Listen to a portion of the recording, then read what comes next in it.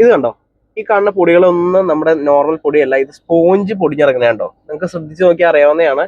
Dashboard polish തേക്കാനായിട്ട് ഉപയോഗിച്ച sponge പൊടിഞ്ഞിറങ്ങുന്ന പൊടികളാണ് ഈ കാണുന്നത്. കണ്ടോ, ഈ ഒരു കോർണറിലൊക്കെ ഇരിക്കണോ. ഇതുപോലത്തെ ഷാർപ്പ് എഡ്ജസുകളിൽ ഈ ഡാഷ്ബോർഡ് പോളിഷ്, കുറഞ്ഞ ക്വാളിറ്റി പോളിഷ് ഉപയോഗിച്ച് ഈ സ്പോഞ്ച് വെച്ച് തേച്ച് പിടിപ്പിച്ചുകൊണ്ടാണ് ഇങ്ങനെ സംഭവിക്കുന്നത്. അപ്പൊ ഇത്രയും കൂടിയ വണ്ടികളിലൊക്കെ ഇതുപോലത്തെ ലോക്കൽ പോളിഷും ലോക്കൽ സ്പോഞ്ച് ഉപയോഗിച്ച് ചെയ്തതിന്റെ ഒരു ആഫ്റ്റർ എഫക്റ്റ് ആണ് ഈ കാണുന്നത്. അപ്പോൾ ഈ കാണുന്ന സ്പോഞ്ച് പാഡ് ഉണ്ടോ, ഇതുപോലുള്ള നീറ്റ് ആയിട്ടുള്ള ആപ്ലിക്കന്റുകൾ വെച്ചിട്ടാണ് നമ്മൾ ഈ ലിക്വിഡ്സ് കാര്യങ്ങളൊക്കെ അപ്ലൈ ചെയ്യേണ്ടത് കേട്ടോ. അതായത് ഏത് വണ്ടി ആയിക്കോട്ടെ, കുറഞ്ഞ വണ്ടി ആയിക്കോട്ടെ, കൂടിയ വണ്ടി ആയിക്കോട്ടെ, എല്ലാത്തിനും ചെയ്തതിൻ്റെതായിട്ടുള്ള ഓരോ മാർഗ്ഗങ്ങളുണ്ട്. അപ്പോൾ നമ്മൾ ഉപയോഗിക്കുന്ന ലിക്വിഡ് ഉണ്ടോ, ഇതൊക്കെ ഓൾറെഡി നമ്മൾ സെറ്റ് ചെയ്ത് വെച്ചേക്കാണ്. അപ്പോൾ ഇത് ഉപയോഗിച്ചിട്ടാണ് നമ്മൾ ചെയ്യണേ. അപ്പോൾ ചുമ്മാ കോരി ഒഴിച്ച് തേക്കണേലൊന്നും ഒരു കാര്യമില്ല.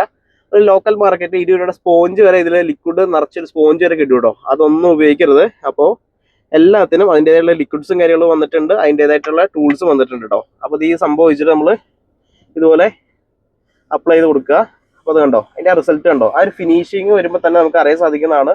ഒരു പരിധി കൂടുതൽ ഡാഷ്ബോർഡിലേക്ക് ആവുകയില്ല, എന്നാൽ ഡാഷ്ബോർഡ് പോളിഷ് ചെയ്യണതിൻ്റെ ആ ക്വാളിറ്റി കിട്ടുകയും ചെയ്യും. ഏത് ഷാർപ്പ് എഡ്ജസിലായാലും നമുക്ക് ഈസി ആയിട്ട് തേക്കാൻ പറ്റും. സ്പോഞ്ച് പൊടിഞ്ഞിരിക്കുന്ന ആ ഒരു പ്രശ്നം വരുന്നില്ല കേട്ടോ. അപ്പോൾ അതുകൊണ്ടോ ഇതിൻ്റെ ഒരു ടെക്സ്ചർ എന്ന് പറഞ്ഞാൽ ഈ ഡാഷ്ബോർഡിന്റെ ഫിനിഷിംഗ് എന്ന് പറഞ്ഞു കഴിഞ്ഞാൽ ഒരു ഗ്ലോസി ഫിനിഷ് അല്ല, അത്യാവശ്യം ഗ്രിപ്പുള്ള ടൈപ്പാണ് വന്നിട്ടുള്ളത്. അത് അടുത്തേക്ക് ഒന്ന് കാണിച്ച് കൊടുത്തേ. അപ്പോൾ ഇത് കണ്ടോ, ഇതുപോലത്തെ ടെക്സ്ചറിൽ പോലും വളരെ നീറ്റായിട്ട് നമ്മൾ ഇത് ഡാഷ്ബോർഡ് പോളിഷ് അപ്ലൈ ചെയ്തിട്ടുണ്ടെന്ന് പോലും അറിയില്ല, എന്നാൽ ഒരു ഷൈനിങ് കിട്ടുകയും ചെയ്യും. അതാണ് ഈ ഒരു പോളിഷിന്റെയും ഈ ഒരു ആപ്ലിക്കന്റിന്റെ ഒക്കെ ഒരു ഗുണം കേട്ടോ. ഈ ഒലിച്ചിരിക്കുന്ന പാടുകളുണ്ടോ, ഇതാണ് കുറഞ്ഞ ഡാഷ്ബോർഡ് പോളിഷിന്റെയും കോരി ഒഴിച്ചിട്ടുള്ള പോളിഷിങ് മെത്തേഡിന്റെയും ഒരു പ്രശ്നം കേട്ടോ. ഇതുണ്ടോ, ഇത് വളരെ കുറഞ്ഞ മെറ്റീരിയൽ ആയതുകൊണ്ട് അത് ഇങ്ങനെ തൂക്കുമ്പോൾ തന്നെ ആ സാധനം അങ്ങ് പോകുന്നുണ്ട്.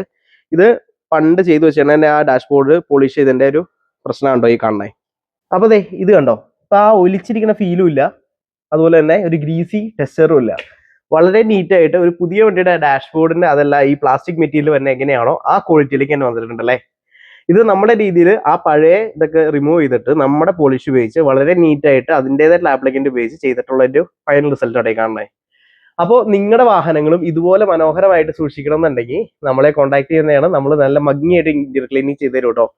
അപ്പോൾ ഇത് കൈ കൊണ്ട് തുടച്ചാലും ചേഞ്ചില്ല, തുണി കൊണ്ട് തുടച്ചാലും ചേഞ്ചില്ല.